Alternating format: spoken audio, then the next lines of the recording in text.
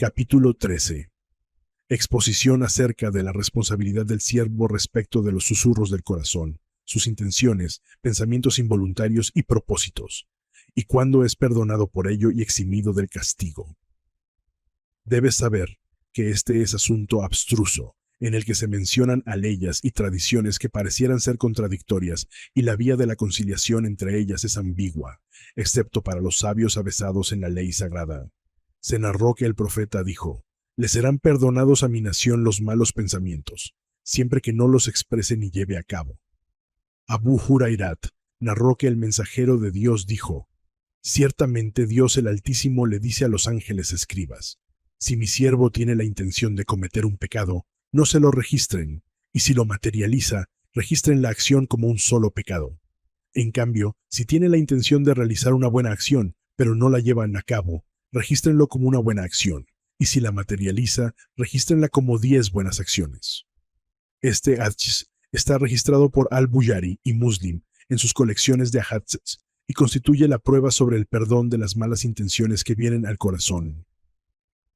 Y según otra versión del mismo hadith, el profeta dijo: «A quien tiene la intención de hacer una buena acción pero no la realiza, se le registra una buena acción, y a quien tiene la intención de hacer una buena acción y la realiza, se le registran hasta 700 buenas acciones. En cambio, a quien tiene la intención de hacer una mala acción pero no la realiza, no se le registra ninguna falta, pero si la lleva a cabo, se le registra solo una falta».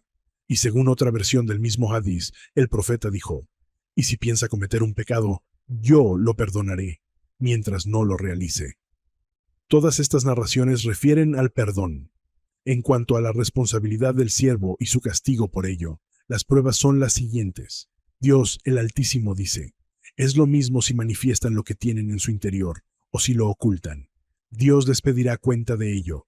Perdona a quien Él quiere y castiga a quien Él quiere. No te ocupes de aquello de lo que no tienes conocimiento. Ciertamente del oído, la vista y el corazón, de todos ellos se pedirán cuentas». Esto indica que las acciones del corazón son iguales que las del oído y la vista, y no les serán perdonadas. Y no ocultéis aquello de lo que habéis sido testigos, pues ciertamente quien lo oculta tiene un corazón malvado. Dios no tomará en cuenta los juramentos que hacen sin pensar, pero sí tomará en cuenta aquellos que hagan con intención en sus corazones. 2:25. Nuestra posición al respecto es abstenerse de emitir un juicio hasta no comprender de manera detallada las acciones del corazón, desde el comienzo de su manifestación hasta que la acción se concreta a través de los miembros del cuerpo. Y por ello decimos: 1. Lo primero que se manifiesta en el corazón es el pensamiento involuntario, hatir. Como por ejemplo, que un hombre piense que una mujer está detrás de él en el camino y que si se diera vuelta, la vería. 2. Lo segundo es el impulso de mirar. Este es el impulso de las pasiones que están en la naturaleza humana y que conocemos como inclinación natural y que se genera a partir del primer pensamiento involuntario, al que llamamos diálogo interno. 3. Lo tercero es la disposición del corazón a realizar esta acción. Esto, aplicado al ejemplo, es cuando el corazón decide que debe mirar hacia atrás para verla. Y aunque este impulso natural gane, no se considera que existe la resolución ni intención de realizar la acción hasta que todas las inhibiciones sean eliminadas, pues el pudor o el temor, por ejemplo, pueden impedir que se dé vuelta para mirarla. La eliminación de estas inhibiciones puede producirse luego de ponderar la acción, y en cuyo caso no es otra cosa que un juicio de la razón que denominamos convicción, y que es la etapa siguiente al pensamiento involuntario y a la inclinación natural. 4. Lo cuarto es la resolución de la intención y la determinación firme de darse vuelta. Esto es lo que denominamos determinación, intención y propósito. Esta determinación al comienzo puede ser débil, pero si el corazón escucha y le presta atención al pensamiento involuntario inicial, a tal punto que su ego empieza a sentirse atraído por él, se confirma esta determinación y se convierte en una decisión terminante.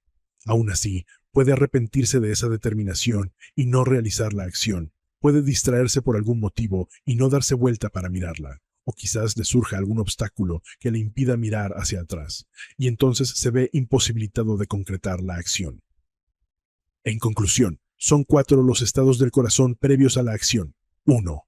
el pensamiento involuntario y que son los diálogos internos. 2. La inclinación natural. 3. La convicción. 4. La determinación. En cuanto a los pensamientos involuntarios, los mismos no son tomados en cuenta debido a que no nacen de la voluntad. Lo mismo ocurre con la inclinación natural y el impulso de las pasiones, pues tampoco están sujetos a la elección voluntaria.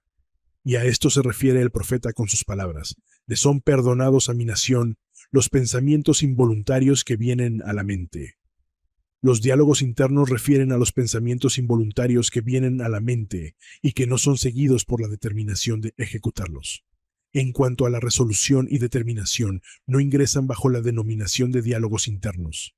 Esto es ilustrado en el hadiz que narra que Usman ibn Mas'ud le dijo al profeta: «Oh mensajero de Dios, tengo un pensamiento recurrente que me dice que debería divorciar a Jaulat». Y el mensajero de Dios le respondió: «Despacio, mi sunnat incluye el matrimonio». Y Usman le dijo: «Tengo otro pensamiento recurrente que me dice que debería castrarme». Y el mensajero de Dios le respondió: «Despacio, mi sunnat incluye el matrimonio». Y Usman le dijo: «Tengo otro pensamiento recurrente que me dice que debería castrarme».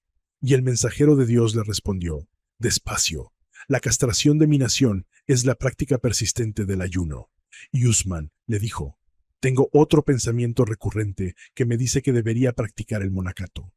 Y el mensajero de Dios le respondió: «Despacio, la práctica del monacato en mi nación es a través de la lucha espiritual y la peregrinación».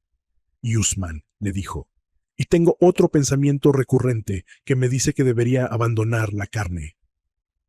Y el mensajero de Dios le respondió: «Despacio, pues a mí me gusta, y cuando dispongo de ella como, y además, si le pidiese a Dios, Él me la proveería». Estos pensamientos involuntarios que carecen de determinación para llevarlos a la acción se consideran diálogos internos. Por ello, Usman ibn Mas'ud le consultó al mensajero de Dios, pues aún no había tomado ninguna determinación. En cuanto a la convicción, que es el tercer estado y que implica la disposición del corazón a realizar la acción, puede ser forzosa o voluntaria, dependiendo de cada caso. La que nace de la voluntad es tenida en cuenta, mientras que la forzosa no. Respecto del último estado, que es la determinación de realizar la acción, la persona es responsable por sus actos.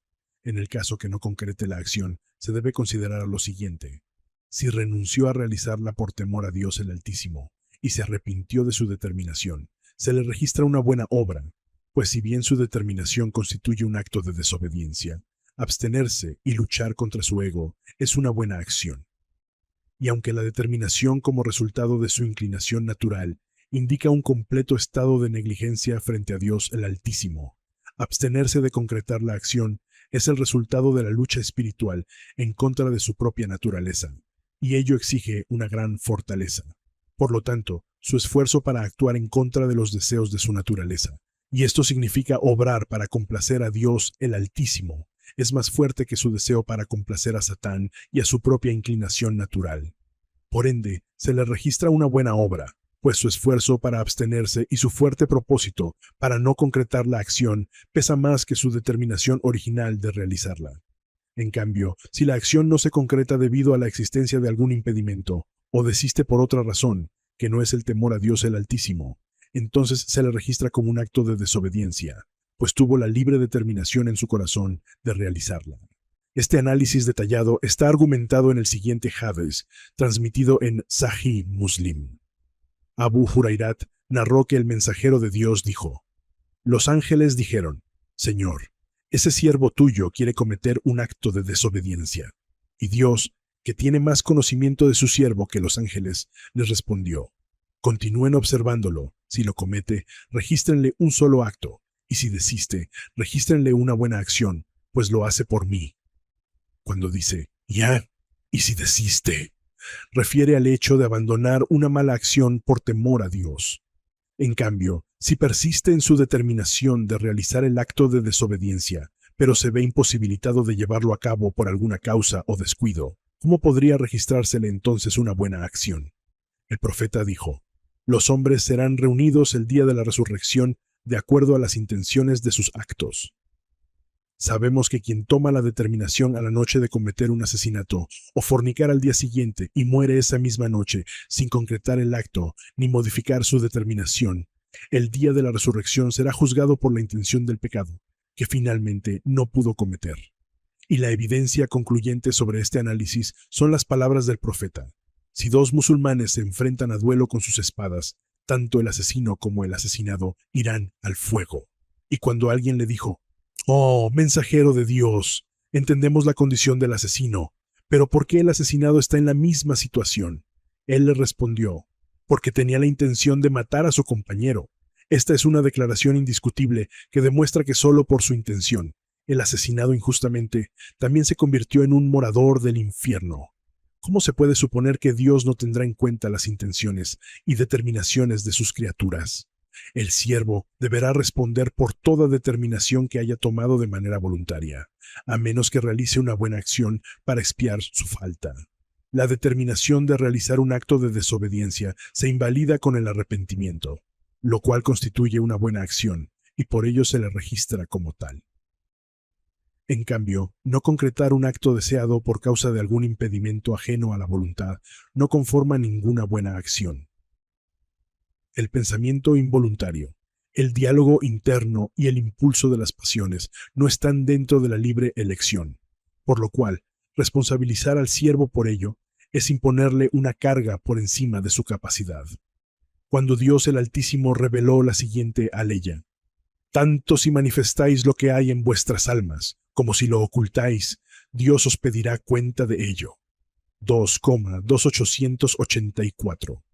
Algunos de los compañeros se presentaron ante el mensajero de Dios y le dijeron: «Se nos impuso una responsabilidad que no tenemos capacidad para cargar. ¿Por qué cuando experimentamos una sugestión del ego que no deseamos que permanezca en el corazón, debemos rendir cuenta por ello?». Y él les respondió: «¿Acaso estáis diciendo lo que dijeron los judíos? ¿Escuchamos y desobedecemos? Decid, en cambio, escuchamos y obedecemos». Entonces ellos respondieron: «Escuchamos y obedecemos». Y Dios los alivió de esa carga, haciendo descender al año la siguiente aleya: «Dios no responsabiliza a ninguna alma más allá de su capacidad». De esta aleya se desprende que no se deberá rendir cuentas por los actos del corazón sobre los cuales no se tiene control. Esto que hemos mencionado descorre el velo de la ambigüedad, y por ello, quien suponga que todo lo que acontece en el corazón se considera diálogo interno, sin diferenciar estas tres posibilidades, inevitablemente cae en el error. ¿Y cómo no rendir cuentas de las acciones del corazón cuando la arrogancia, vanidad, hipocresía, engaño, envidia y demás vicios emanan de corazón? Ciertamente se pedirá rendir cuenta de lo que se haya hecho con el oído, la vista y el corazón, es decir, de aquellos actos que dependan de la elección voluntaria de la persona. Si, por ejemplo, la vista cae involuntariamente sobre una mujer con la que no existe impedimento alguno para contraer matrimonio, el hombre no es responsable por ello. En cambio, si vuelve la vista para mirarla por segunda vez, entonces sí deberá rendir cuentas de ello por haber obrado de manera voluntaria. Lo mismo ocurre con los pensamientos involuntarios del corazón, e incluso la responsabilidad por ello es mayor, ya que es el origen de donde nacen todos los actos. El mensajero de Dios señaló su corazón cuando dijo: «El temor reverencial está aquí. Dios el Altísimo dice: ni su carne ni su sangre de sus ofrendas llegan a Dios. Lo que a Él le llega es vuestro temor reverencial».